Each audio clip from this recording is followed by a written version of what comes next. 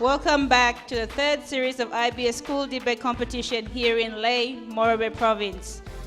The debate competition is proudly supported by Kundu 2, NBC, our presenting partners, and New Guinea, our official carrier, and our major sponsors, National Capital District Commission, our Governor Powers Pakop, National Gaming Board Council, Office of Climate Change, Electoral Commission, LNA Group of Companies, NASFAN, Brian Bell, Ipatas Foundation for Anger Debate, and Honorable Luther Wenge for the Morobe Province. This is the semi-final for the top 4 schools today. And I think the first contest we have seen between Lae Coronation College and Lae Secondary, their topic was on first past the post is better than LPV. I would like to now introduce our second contest. Are we all looking forward to the second contest? What's our vision for the IBS School Debate Competition? Do you think you're gonna be good leaders for future? I'm sure we're all crying out for a good, future leaders to run this nation. So you should have your dreams and chase after your dreams and make it a reality. Now let me call upon the second contest. The 2 schools for the topic today, compulsory membership savings to superannuation, has benefited a lot of Papua New Guineans, and that is sponsored by our sponsor, NASFAN, and that's one of their topics. Now going for the topic is Busu Secondary, and going against the topic is Bumayand Secondary. Can I call the schools to take the stage?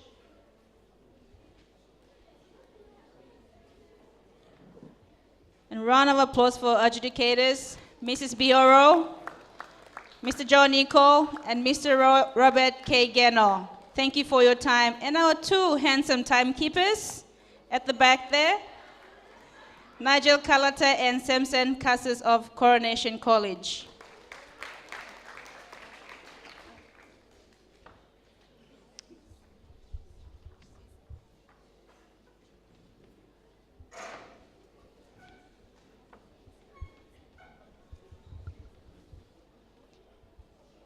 The topic for debate for Busu Secondary and Bumayand Secondary is compulsory membership savings to superannuation has benefited a lot of Papua New Guineans.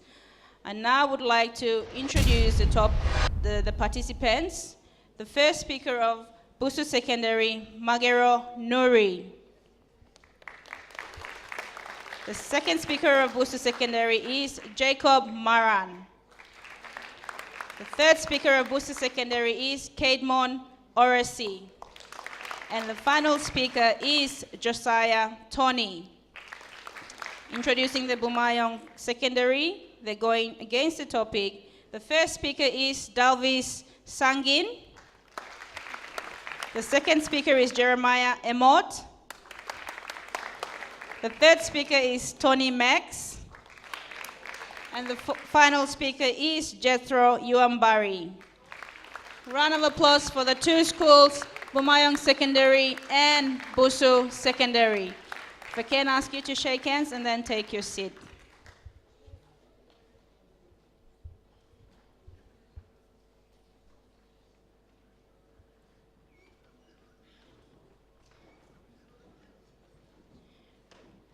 Ladies and gentlemen, this is semi-finals for the IBS School Debate Competition in Lae Morobe Province. The 2 schools competing today is Busu Secondary versus Bumayand Secondary, and the topic for debate is compulsory membership savings to superannuation has benefited a lot of Papua New Guineans. I would like to now call the first speaker of Busu Secondary going for the topic, Magero Nuri.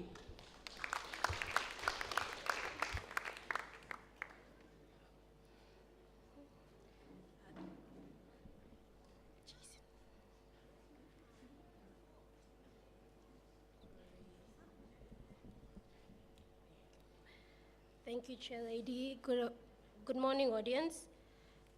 The topic which we will be debating about is compulsory membership fund to superannuation has benefited a lot of Papua New Guineans. We, the affirmatives, are going for the topic.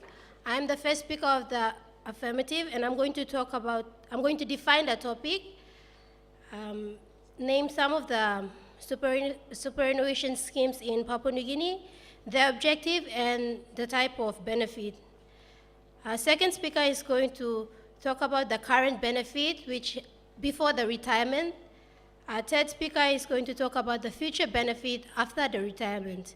And our last speaker is going to summarize and give recommendation. What is superannuation? Superannuation is a safety net policy for Papua New Guinea workers in both the private and public sector. That is, it is a social security net or protection that will ensure that the government and companies pay pension to the elderly, retired workers, disabled, and unemployed. What is compulsory? Compulsory is required by regulation and law. Therefore, compulsory savings simply means forced savings. This compulsory savings is governed by Superannuation Act or General Provision Act 1991 and was amended in 2002. Before I proceed on, I would like to ask two questions. The first one is, do any of you sitting in here know any public servants who are not, I repeat, not a member of a superannuation? The answer is no, because as soon as a public servant is paid salary, the deduction is made compulsory. You might say that it's a force, but it is for the benefit, which brings me to the second question. If we give all the money, or if all the money were given to the employees, will they be able to save some of the money?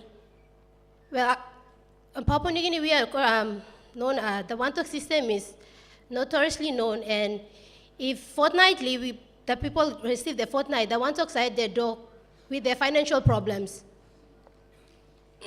Furthermore, there are two types of superannuation schemes in Papua New Guinea. The first one is Public Officer Superannuation, or POSF, currently known as Number 1 Super for public servant, and National Superannuation Fund, or NESFund, for private sectors.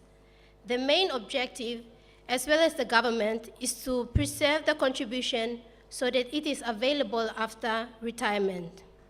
In addition to that, there are two types of benefit which qualify that compulsory membership fund to superannuation has benefited lots of Papua New Guinea. The first one is direct benefit, where the member is benefited from the contribution. And the second one is indirect benefit, when non-members are benefiting from the benefit of the members. I repeat, non-members benefiting from the benefits of the members. For example, a retired member using his savings to purchase a bus and use it as public transport. The passengers are non-members benefiting from the service provided. In this way, the benefit is shared among the people. Therefore, we, the affirmative, strongly and utterly believe that compulsory membership fund to superannuation has benefited lots of Papua New Guinea. Thank you. Round of applause for the first speaker of Busu Secondary, Magero Nuri. Going for the topic, compulsory membership savings to superannuation has benefited a lot of Papua New Guineans. Now introducing the first speaker of Bumayand Lutheran Secondary, Dalvis Sanging. Going against the topic, compulsory membership savings to superannuation has benefited a lot of Papua New Guineans. Let's see what she has to say.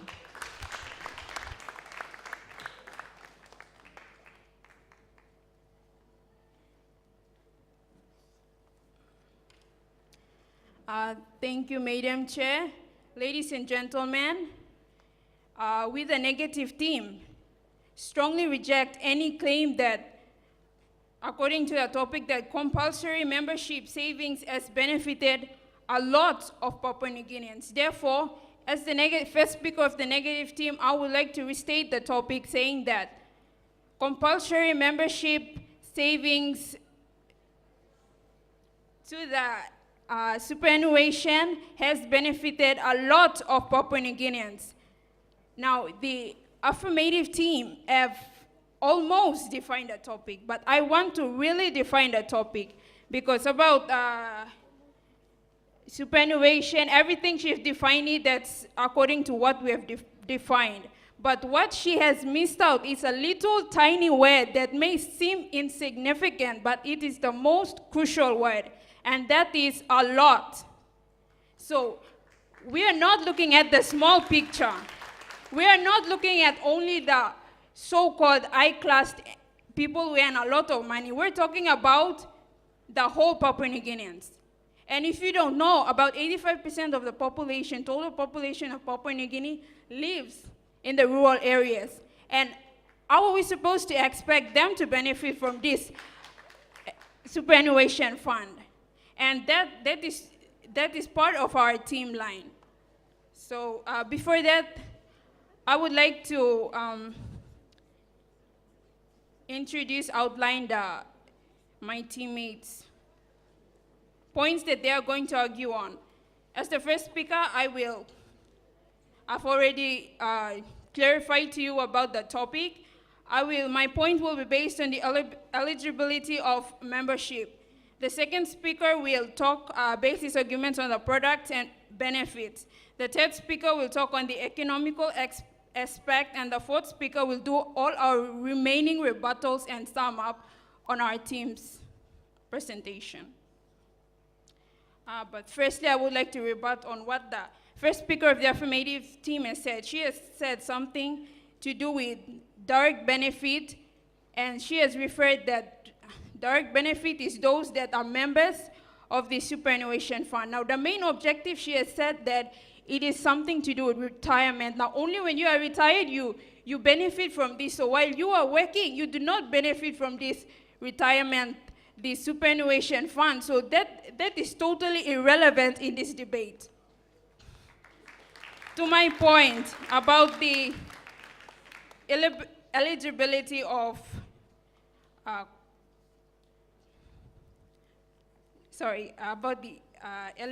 eligibility of memberships. Now, my first point is that, as they have said, the main objective of most of those two main superannuation funds, those society, is that they save for retirement, and only for retirement. While you're employed, you do not get that. You do not benefit from that. But then, as I've already said, that 85%, that's our team line, that 85% of the people of the total population are living in rural areas, and therefore they cannot benefit. Most of them are unemployed. How can they benefit? Because this superannuation fund is to do with people who are only employed. In addition to that, I will give you the figures of the number one super. Yesterday we went down to visit them, and our personnel has given us statistics about the membership, current membership. Now the first membership is that the current membership is that they have 122,638. That's for the number one super. Now from other sources we have learned that the total people that who are employed and from the government, that it is a law, and the total people that are in this membership, including NAS Fund and number one super, is roughly around 300,000. Now the total population of Papua New Guinea is around 7 million, and that is from the UNDP, and that is the latest. And comparing these statistics, you see that not all Papua New Guineans benefit from this superannuation fund. Therefore, as the first speaker of the affirmative team, I would like to restate our team line that compulsory membership savings to superannuation fund has not benefited a lot of Papua New Guineans, because most of the Papua New Guineans, the true Papua New Guineans that we need to really address when we're talking about this, are the 85% of the rural population. Thank you. Round of applause for the first speaker of Bumayand Lutheran Secondary, Dalvis Sangin. I would like to now call upon the second speaker of Busu Secondary, Jacob Maran, going for the topic, compulsory membership savings to superannuation has benefited a lot of Papua New Guineans.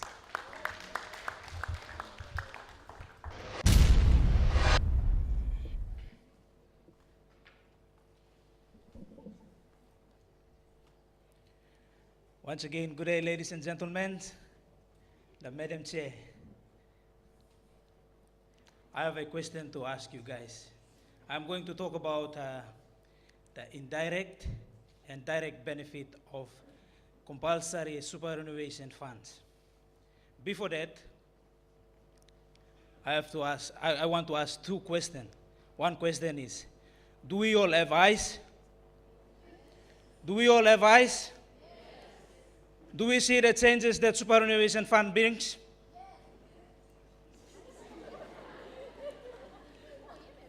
Before that, I want to rebut on what the negative side have stated. A member of the negative side has stated. They have said that not all members benefited from compulsory superannuation fund, and that's not true. If only we understand direct and indirect benefit, we will understand that all of us benefited a lot from superannuation fund.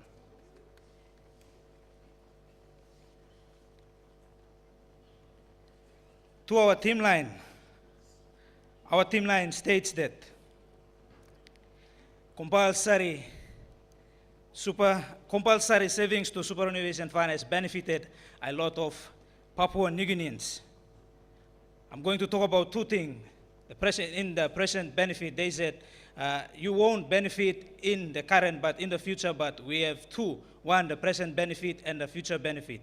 Number one, the present benefit, the indirect benefit.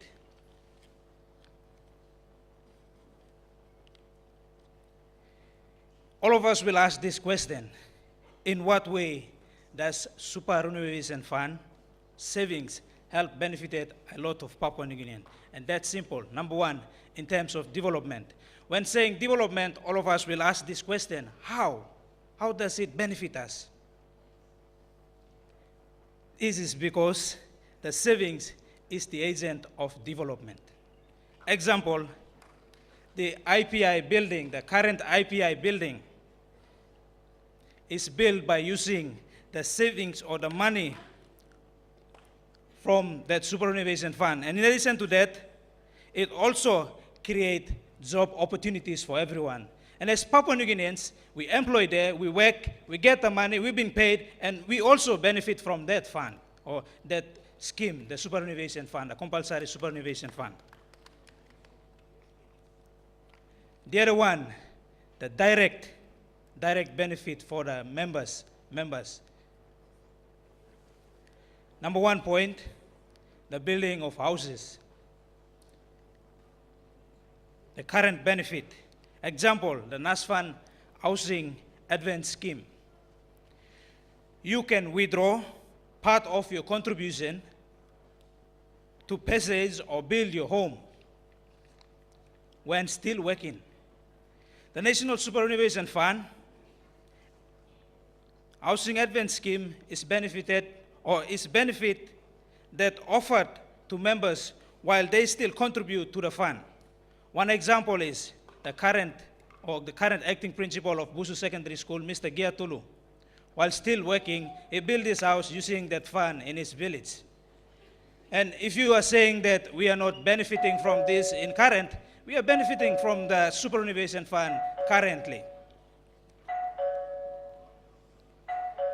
It has benefited us by safeguarding the superannuation or the compulsory superannuation savings. It has benefited us by safeguarding our contribution and takes very serious responsibility for managing our contribution, which is more disciplined and transparent for our good. Many people are satisfied and happy after, especially by the assistance of compulsory superannuation savings. Furthermore, these schemes were purposely made for us people. Therefore, I strongly go for my team line that superannuation fund has benefited a lot of Papua New Guineans, and I repeat, superannuation fund has benefited a lot of Papua New Guineans through basic facts and figures that we all have seen in our eyes and witnessed it under our very nose. Thank you. Round of applause for the second speaker of Busu Secondary, Jacob Maran. He's 20 years of age in grade 12 and would like to be an advisor in the future. Okay, now let me call upon the second speaker of Bumayand Secondary, Jeremiah Emod.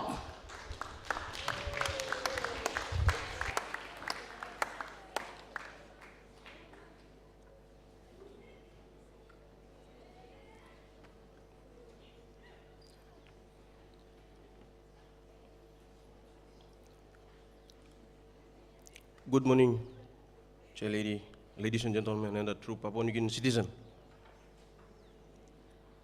Firstly, I want to rebut on what the second speaker of the affirmative have said. Say about the present benefits in terms of development. The development is only occur in urban community, and what about the rural community? You have eyes, you can see. Do you have seen changes in the rural areas? Because for superannuation, it's only the urban communities are benefit from it. Thank you.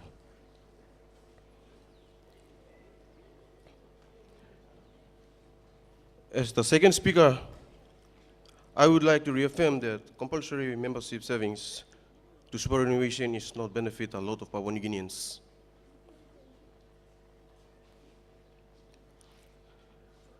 As our team line is stated by my first speaker, stated that about 58% of the total population live in rural areas and 15% in urban areas are benefited or membership in superannuation.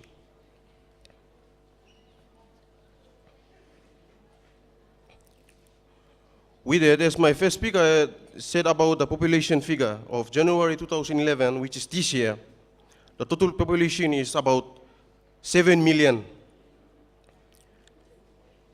And out of that 7 million, there are only 300,000 population membership to the superannuation funds. By then, it will not regularly benefit the whole 300,000 membership at the same time. It depends on the individual membership. If you only reach your working class of age 60, then you get benefit or receive your retirement scheme.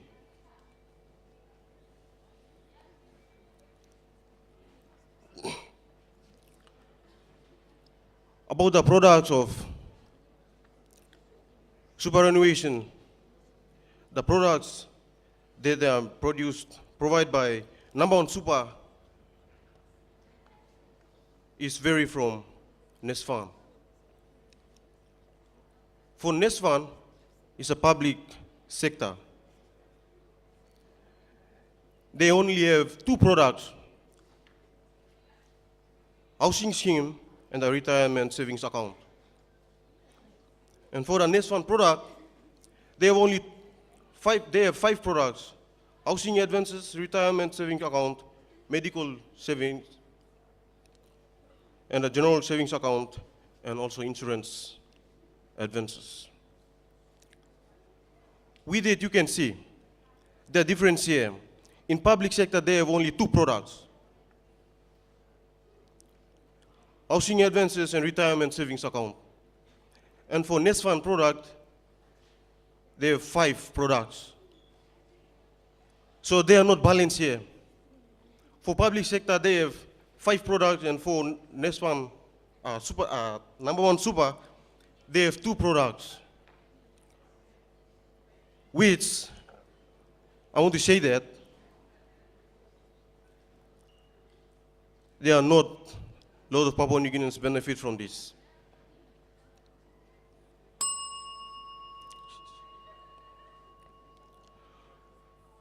Superannuation is a form of business. How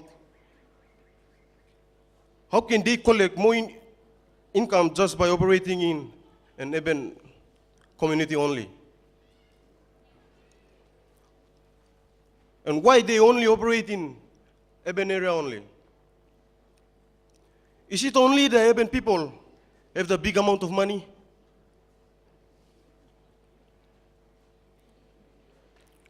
Because we say that the superannuation is to keep up,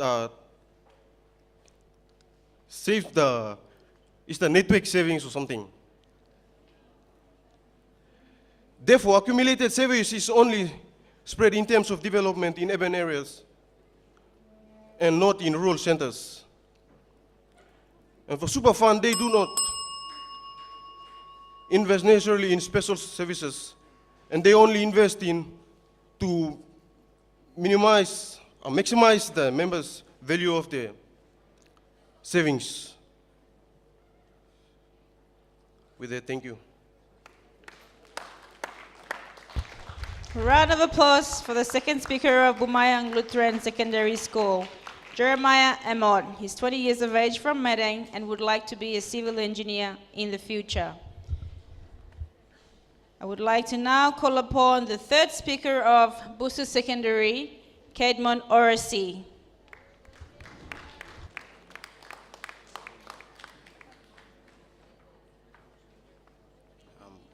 Once again, thank you, Chair Lady and the audience.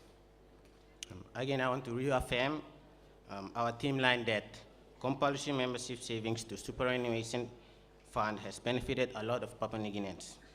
I, as the third speaker of the affirmative, am going to stress on the future benefits and give evidence of benefits from compulsory membership savings. But before I proceed on, I would like to make some rebuttals. I think I had negatives pointed out that there are about 58% of people living in the rural areas. However, from what I can recall from the Stanley Lereske booklet, there are about 80% of people who live in the rural areas. But, and the second point they said was that it may not benefit most people at the same time. However, though there may have been some delays or whatsoever, despite all these circumstances, the member will still be entitled to all his savings, and after all, he will still benefit from it. Now, to my point, it is obviously evident that compulsory membership savings has benefited a lot of Papua New Guineans. One way in which they benefit from is the retirement savings. This is done so in the retirement savings account that is created within the superannuation fund to assist members manage their retirement benefits by making sure it lasts well into their retirement. So the question is, why wouldn't anyone want to save for later benefits? I'm sure most or probably all of the teachers around here in this room are contributors to the superannuation fund, which in Pidgin will say, all things future to you. So when you stop working, so does the income. So how could you support yourself after you retire? It is through your own savings in the superannuation fund that you would rely on to cover all the daily expenses for the next 10 to 20 years. Now, this is not, and I repeat, this is not something that hasn't happened before. It is a precedental case, and we cannot deny that. And this is evidently true. We have seen and heard about people starting up businesses from the savings in the superannuation funds to support themselves after they retire. Take, for example, the PMV bus with the label Blackbird on it. It was purchased by a long-time saving teacher through the compulsory membership savings that has accumulated over a period of 20 to 25 years in the superannuation fund. This is one real example, and I repeat, this is one real example among many others that just proves that Papua New Guineans has benefited a lot from compulsory membership savings to superannuation. Furthermore, if there is no compulsory membership savings, then all the money will be circulating around the economy, and this will put an upward pressure on the price to rise. Now, this is in reference to the introduction to economics in regards to the business and savings policy. Now, if this happens, this will then result in inflation, which is very bad for our country. We are nationalists, and we should try to make sure and ensure that our country develops.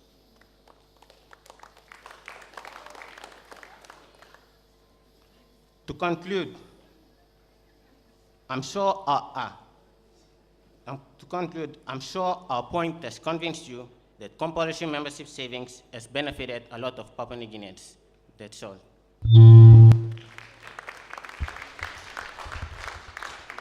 Thank you. Round of applause for the third speaker of Busu Secondary, Kate Mon, Oracy. He's 18 years of age, in grade 12, from Ore, and would like to be a lawyer or social work in the future.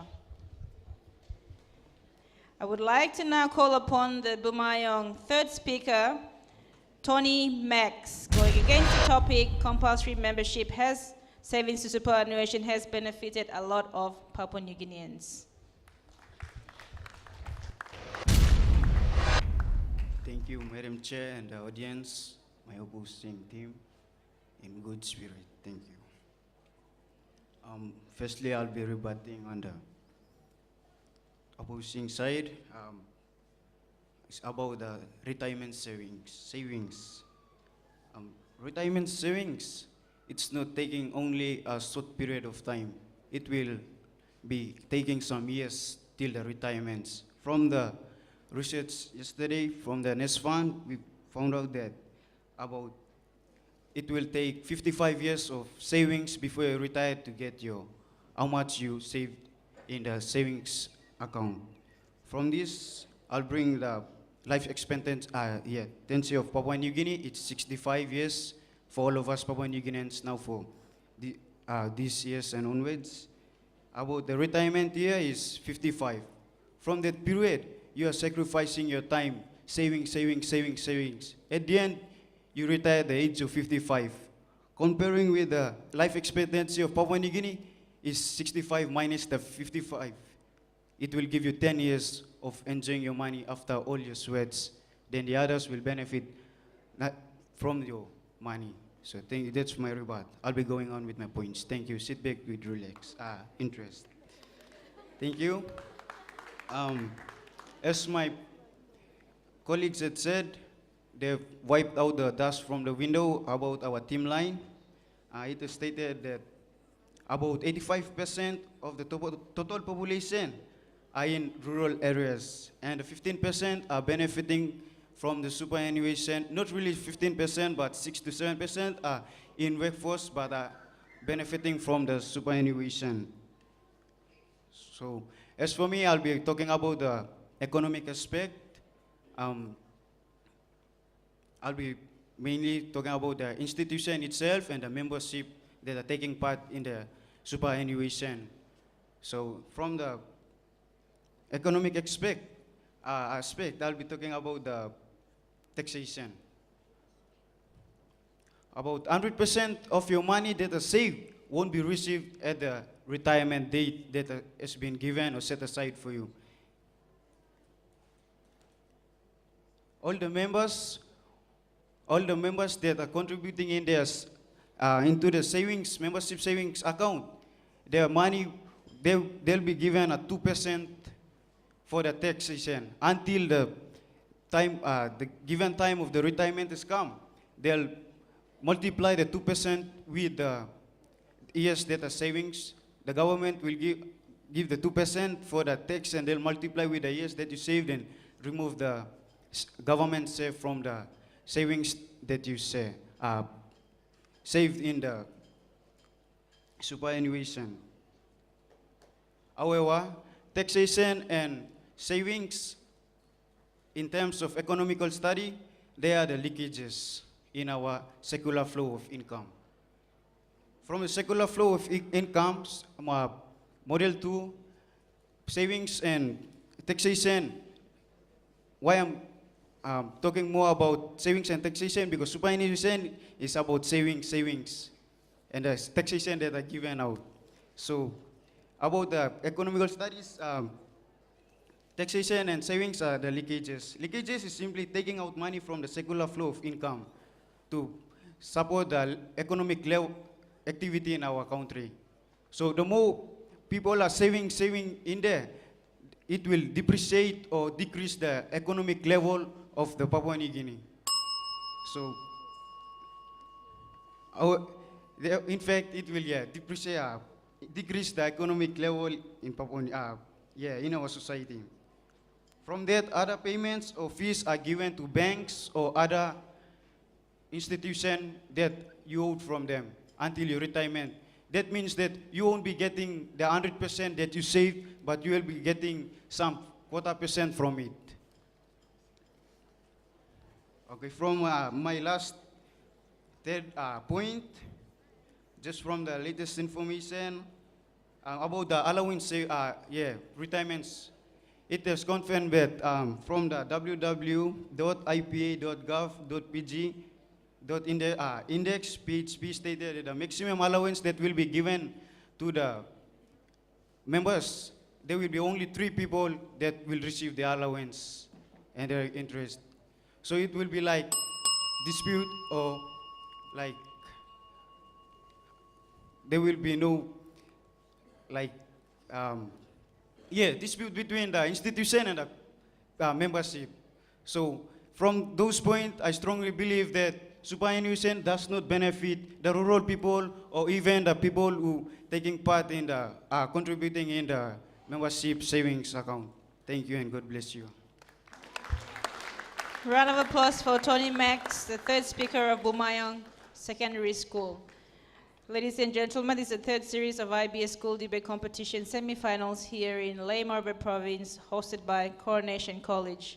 And semifinals between Busu Secondary and Bumayand Secondary. The topic for debate is compulsory membership savings to superannuation has benefited a lot of Papua New Guineans.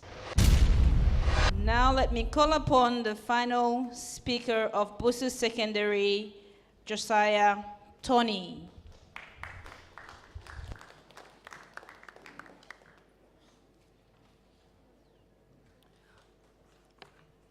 Once again, good morning to Chair Madam, Chairperson, and the audience. Well, before I proceed on, I would like to make some few rebuttals on what the opposition side have mentioned. Firstly, they have said people living in rural areas had not benefited, 85% of them had not benefited from what people in urban areas have benefited for.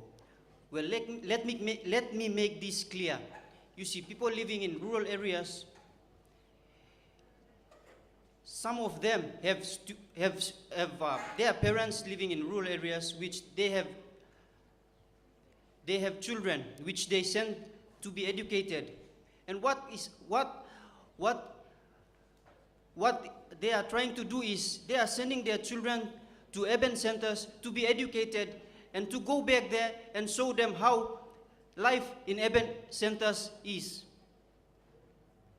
And by doing so, they help them to give them fair idea what will come later on if they save for today. Another thing that I have mentioned is that they said something about the superannuation fund is all about savings. Well, let me make this clear. It's not about savings. It's about loans. Savings and loans. And loans, what is meant by loans is for later use. Later, you will benefit out of that loan which is being saved. And by the way, they have mentioned all about nest fund. Well, superannuation is not about nest fund. It is nest fund and number one super. Let me make this clear.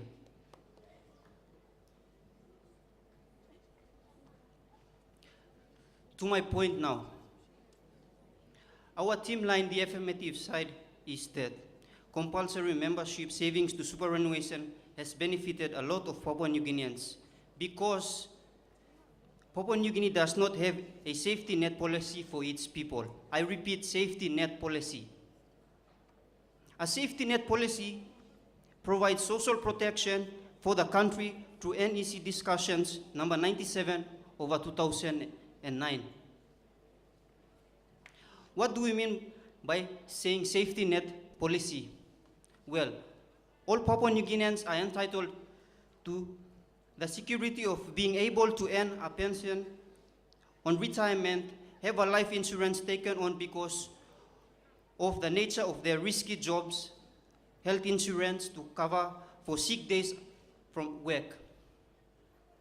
A national policy on social protection would contribute to people's welfare and national growth. Because this policy is not yet in place, I repeat, because this policy is not yet in place, superannuation organizations like Nest Fund for private sector employers and Number One Super for public servants are standing in the gap, I repeat, standing in the gap and engage in formal social protection activities. When we talk about social protection, the services now are being provided by superannuation organization to working class. It means, one, allowing or providing a medium to long-term saving facility where fortnightly deductions are made on workers. An agreement is entered into where the contributor, which is the worker, has sum of money deducted and paid into the superannuation, and the employer pays a percentage also on top of that amount. For example, for Nest Fund, the employer pays 7%, and for the employee, 5%. And the Number One Super, the employer pays 8.4%.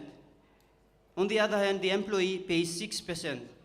So by the time the worker retired, they have savings they can fall on.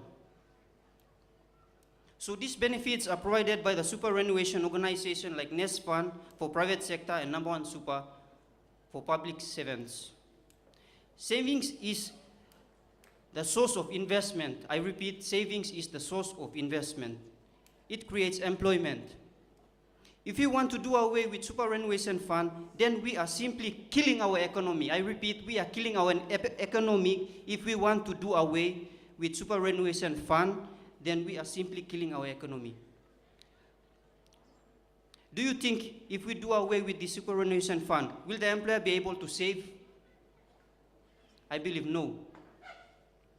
More than 3/4 of PNG's population in both the private sector and public service are contributors to the superannuation organization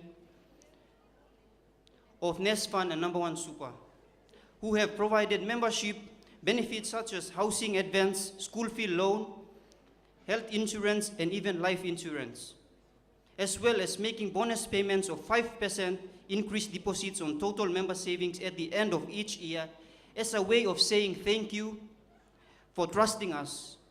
With your money, we can develop PNG and take care of you as well. Because Papua New Guineans do not belong to a saving culture. I repeat again, Papua New Guineans do not belong to a saving culture. More on that, you see, with the Papua New Guineans, it's true, we have our wealth, and the wealth, we used to share our wealth among ourselves. We do not have this mentality of saving things. And that type of policy is put in place so that people living in urban and also rural areas would try to come and see that they could have fair ideas on how they could save for later use. And later they will use that as the benefits of later use. By doing so, this compulsory enables us to have money for long-term needs.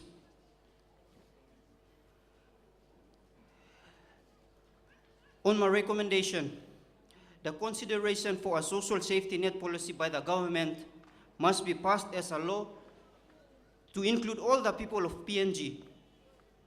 The compulsory component exercised by the superannuation organization like Nest Fund and Number One Super, because PNG does not have a savings culture. Therefore, the government and the media can combine to create awareness on the benefits of savings and loans culture and implement superannuation or social safety policy for its people. Finally, my conclusion is that compulsory membership savings to superannuation has benefited a lot of Papua New Guineans. It is because, as saying goes, the time to prepare for today, tomorrow is today. So when we create the atmosphere, the place, that the mentality that we have, that we save for today, then the tomorrow generation will benefit on what we have created today. Thank you. Round of applause for the final speaker of Busu Secondary, Josiah Tony, going for the topic, compulsory membership savings to superannuation has benefited a lot of Papua New Guineans. Let me now introduce to us the final speaker of Bumayand Secondary School, going against the topic, Jethro Yuambari.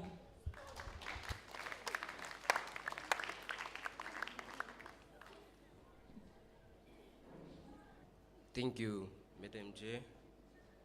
Once again, good afternoon, ladies and gentlemen.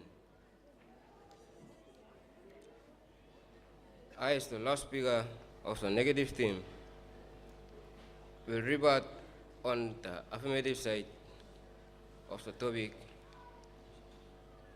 and sum up. About the rebuttals, the first speaker of the government side have said that compulsory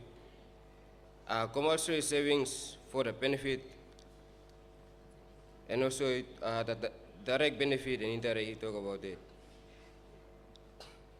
And he said something that the people you are working in the offices,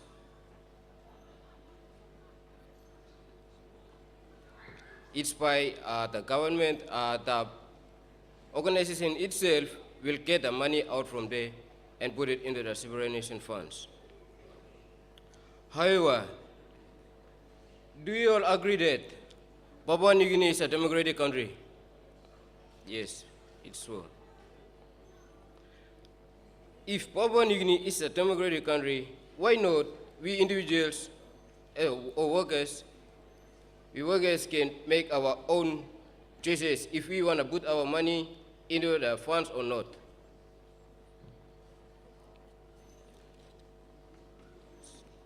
Regarding the second speaker of the government side, it talked about the direct and the present benefits. And you put an example about the IBI building, which was from the money they came out from the funds, superannuation funds. A question, does that IBI building benefits all the Papua New Guineans or the only qualified personnel living around Ley City?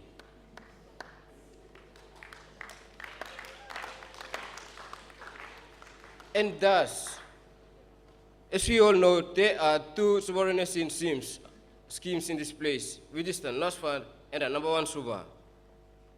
And you talked about that benefit. Does both schemes have many benefits? Sorry, does those two benefit superannuation funds have many benefits? Accordingly, they don't. The NOS Fund have more benefits than the number 1 Super. The third speaker, you talk about the future benefits. You talk about the future benefits, okay. A person, as we all know, a retirement age is from the age of 55 up to 60.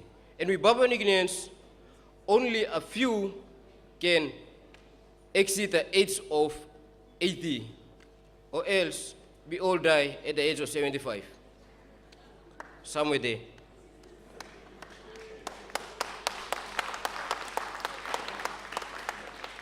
Most of Papua New Guineans die before the age of 80. And how can they benefit from the savings within this that short period? For example, we say 80 take away, 60 take away from 80, or 75. It's about 10 years.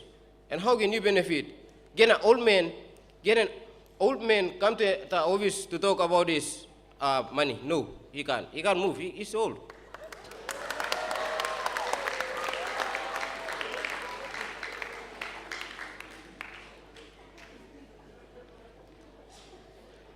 Okay, the last speaker, the fourth speaker, you said something about safety and net policy.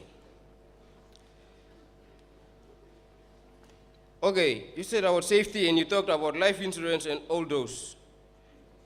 Is life insurance included in those funds.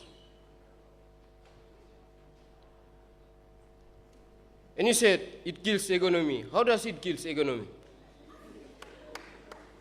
Don't you know that the savings is a leakage?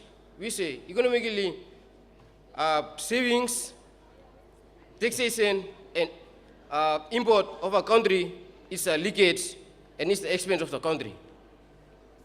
And does that benefit everyone? No. Okay, back to our points. Our team, on the topic, our team line is, it stated that about 85% of the total population live in rural areas and 15% in urban areas. Our first speaker, she talked about the eligibility of membership. The real number of Papua New Guineans from the, not the current census, the other census, was 6,915,889, estimated to 7 million. And most of them, this net number is about older people of Papua New Guinea. And those are the ones in the village who are not working. How can they benefit from that funds? Because they are not eligible, they don't have the money, like some of us, our parents do. Our second speaker, he talked about products and benefits.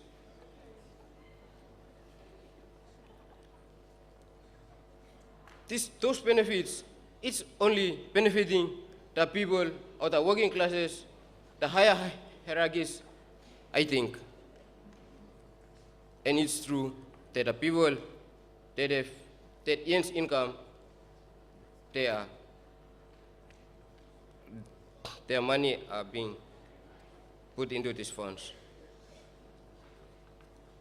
The third speaker, as you have said, about the economical aspect, we all know that it's true that the taxation, savings, and all those are the leakages to our economy, and it can cause, if more money is being put into that funds, the same money will go to the government. The government will then get the same money by its workers, by the workers, people who are working, and it's not benefiting the people in the rural areas. Is there something, a welfare for the rural people, the government, is the government putting the people at home, putting them into pay? Do they get allowances? I don't think.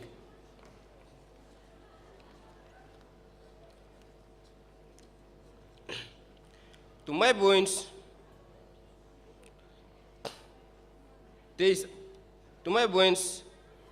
I can clearly tell you now that there is unequal benefits from Nest Fund and Number One Super. For Nest Fund, it provides school fee, hospital fees, and such. But for Number One Super, there is only the housing advance, and there is none above than that, apart from that. By so, you see the people working in the government side, not the company, but the government, their money is being put into the Number One Super. The companies. And what if the people that are putting the money into the Number One Super, they want some school fee loan? No, they never give school fee loan. It's only the Nest Fund. But you did not register for Nest Fund.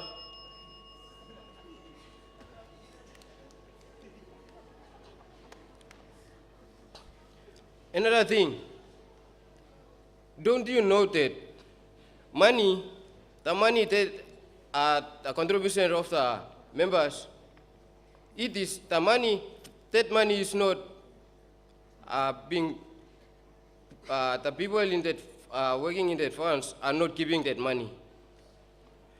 Those money are kept in a different company, which is, we all know, it is the Kina Finance are keeping the money.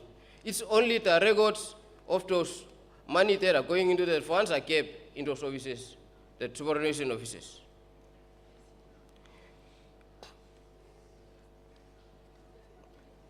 Therefore, by so there is no order of keeping the money. For example, talked about,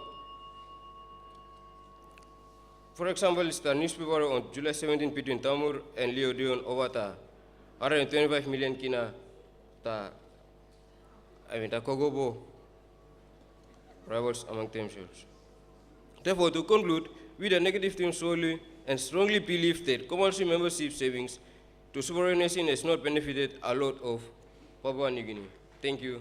Have a nice day. Round of applause for the last speaker, Bumayand Secondary School, Jethro Yombari. The topic for debate today between Busu Secondary and Bumayand Secondary is compulsory membership savings to superannuation fund has benefited a lot of Papua New Guineans, and that was the topic debated today. Ladies and gentlemen, this is the third series of IBS School Debate Competition here in Lae Morobe Province, hosted by Coronation College and proudly supported by NBC, Kundu2, our presenting partners, and New Guinea, our official carriers, and our major sponsors, NCDC, Honorable Powers Pakop, National Gaming Board, Office of Climate Change, Electoral Commission, LNA Group of Companies, NASFAN, and Brian Bell, Office of Climate Change, and Honorable Governor Ipatas for the Yanga debate, and also our Lae Morobe Governor, Honorable Luther Wenge. So thank you to the sponsors for making it possible for this IBS School Debate Competition to reach its climax. So a round of applause for all our support sponsors.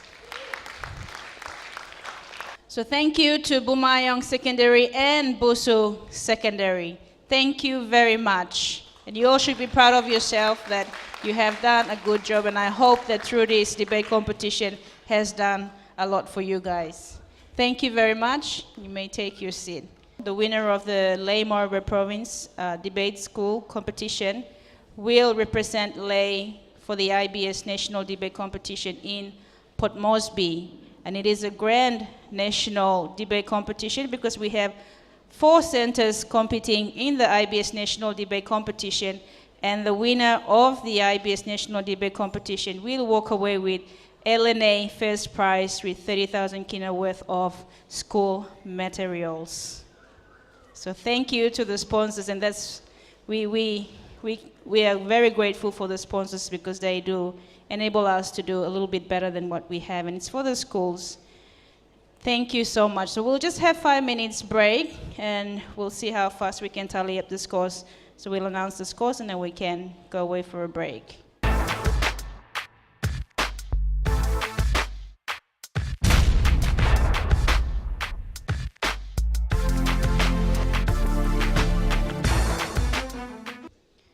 Welcome back to the third series of IBS School Debate Competition here in Lae Morobe Province, hosted by Coronation College. We have just finished the semifinals, and we're prepared to announce the results to see who are the two schools will make it to the finals tomorrow. But before we do that, we'd like to invite one of our adjudicators, Mr. Robert K. Geno, to come and give his judging remarks on behalf of the other 2 adjudicators. So let us all welcome Mr. Robert K. Geno on stage.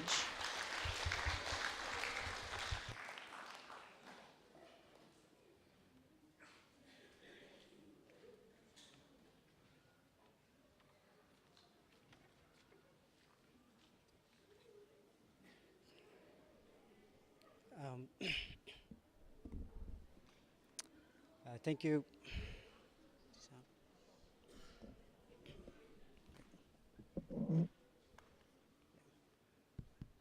Thank you, Chair Lady, Ms. Davis. Good afternoon, ladies and gentlemen, boys and girls. Before I give the judges' remarks, I would like each and every one of us to give a big round of applause for our debaters for the 4 schools who made it into the semifinals. and waiting for the results for the two teams that will advance to the grand final. Good luck to all the 4 schools. I can guarantee you that all 4 participants, participating schools that are sitting here, one way or the other, they are great debaters for the Leh Morobe province. Let's give them a round of applause. Congratulations to the for your participants and for your excellent showcase of your debating skills. Credit goes to the teachers for the respective schools for your teaching, your coaching, and your mentoring. Another round of applause for our teachers as well.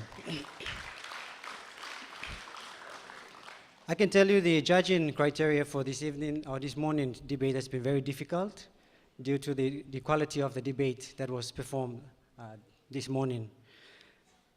On behalf of my other 2 colleagues, the judging criteria that we would like to pick out and remark as outstanding for the debate today was the knowledge of the topic that was debated on by the 4 schools was professionally accepted, I say. With very informative discussions and debates, and also showed a very high level of intellectuality. The second most notable criteria that we picked out was the debating skills. It was very professional, and the quality of skills displayed was commendable. And last but not the least, the most outstanding or the catching criteria was the confidence that each and every speaker came out to display.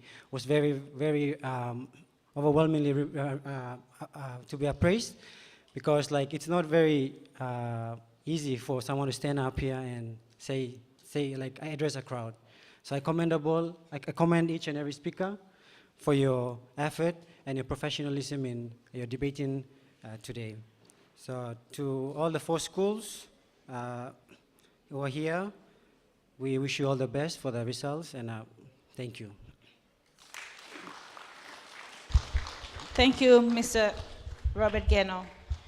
Now it has come to a part where we all want to hear the results of which 2 schools are going to make it to the school debate competition. Are you ready?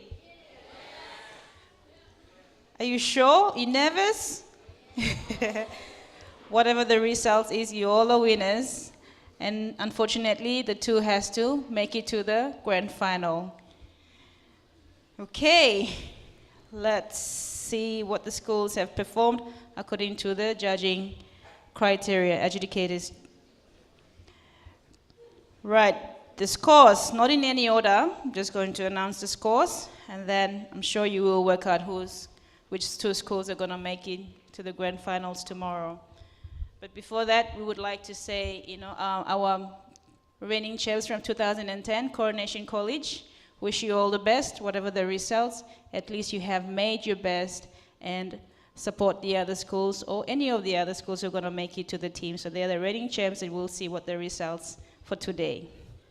All the best to the other schools. Now, as per the competition draw, Coronation College with a score of 1,282. Thank you. Leh Secondary with a score of 1,315. Busu Secondary with a score of 1,324. And Bumayand Secondary with a score of 1,202. So the top 2 schools going for the finals tomorrow, the first placing with the score of 1,324 is Busu Secondary. And the second placing goes to Leh Secondary with 1,315. And Coronation College, third placing. Well done, you have done well. You have really gave a good presentation, no matter what, you all are winners, but unfortunately, adjudicators have this say, but thank you very much. And the fourth placing goes to Bumayand with a score of 1,202. So we have for the finals tomorrow with Busu Secondary and Lay Secondary with the topic